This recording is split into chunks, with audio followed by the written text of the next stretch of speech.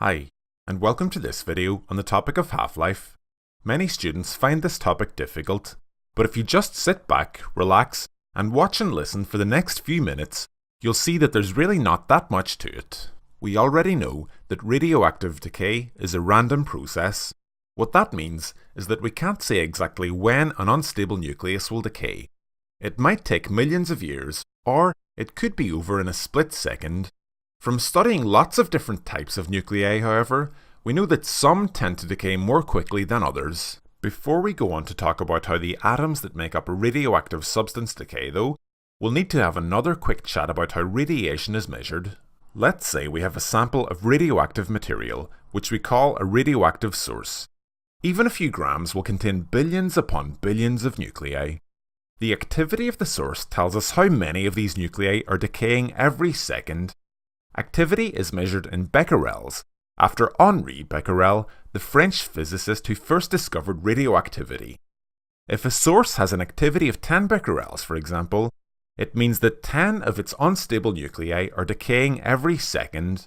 Because the numbers of nuclei we tend to be dealing with are so large, we often end up working with activities of kilobecquerels or megabecquerels. There's another measurement of radiation which you'll have to understand for your exam. One of the ways in which we can detect radiation in the lab is by using a Geiger-Müller or GM tube. When connected to a rate meter, this can be used to measure the number of counts per second due to a source. A count can be registered when ionizing radiation enters the tube. One important thing to realise here though is that a GM tube will also detect counts which have been produced by background radiation. This is radiation from a number of natural and artificial sources which is always present around us. To obtain the count rate due to a source alone, we have to subtract the background count rate from the total count rate. Back to Half-Life now.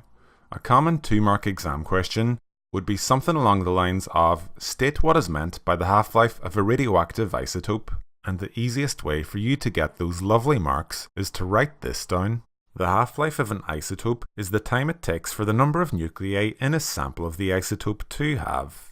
As the number of radioactive nuclei in a sample falls, then both the activity and count rate from the sample will fall as well. So if you don't like this half-life definition, you could also get the marks by writing down either of the following ones. The half-life of an isotope is the amount of time it takes for the activity of a sample of the isotope to fall to half of its initial level, or the amount of time it takes for the count rate from a sample of the isotope to fall to 50% of its initial value. Okay, so now you've got the definition sorted, but what does it all mean?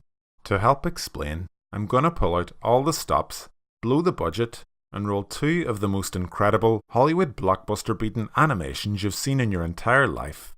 I might have talked them up a bit too much now, but hopefully you'll like them. What we're looking at here are samples of 2 different types of radioactive isotopes.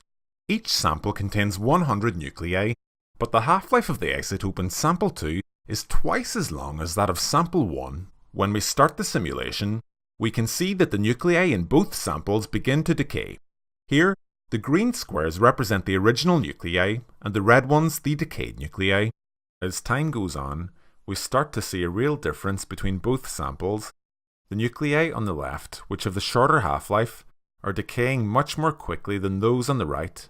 Because both sources started off with the same number of nuclei, the activity of and count rate from the source on the left will be greater. As always, the best way to truly learn how a mathematical concept in physics works is by doing some practice questions, so pick up your writing sticks and get ready to go. Example 1 first. Here, we can see that we have a graph which shows how the count rate from the source, taking background radiation into account, changes with time, and in part A, we need to work out the half-life of the isotope, so let's get going. We can see that the initial count rate from this source was 160. After one half-life, this will have fallen to 80 counts per second, so all we do then to work out the half-life is to draw a horizontal line across from 80 until it hits the curve, then a vertical line down to read off the half-life of 20 seconds. In other words, it takes 20 seconds for the count rate from this source to halve. If we go forwards in time by another 20 seconds, we can see that the count rate will have fallen from 80 to 40 counts per second, and so on.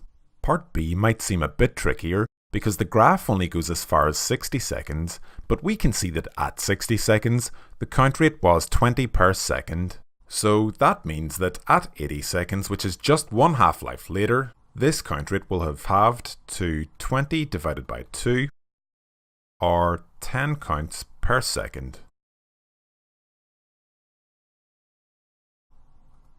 Example 2 now, and we're told that the activity of a sample of cesium-137 is initially 40 kilobecquerels, and we need to work out how long it will take for the activity to fall by 30 kilobecquerels. We're also told that the half-life of this isotope is 30 years, so let's get to work.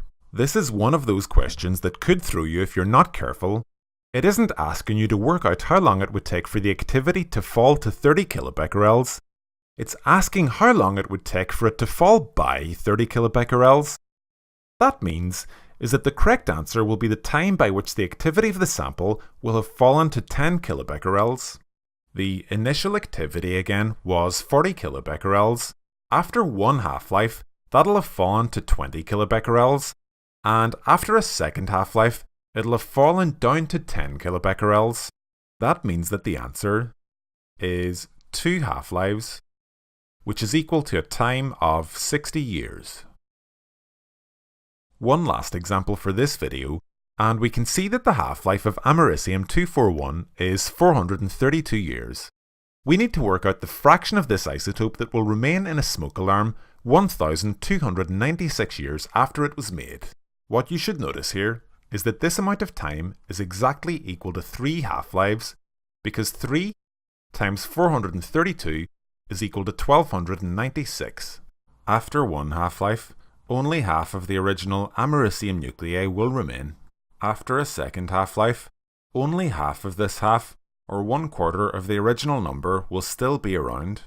Finally, after a third half-life, just 1/8 of the original number will remain.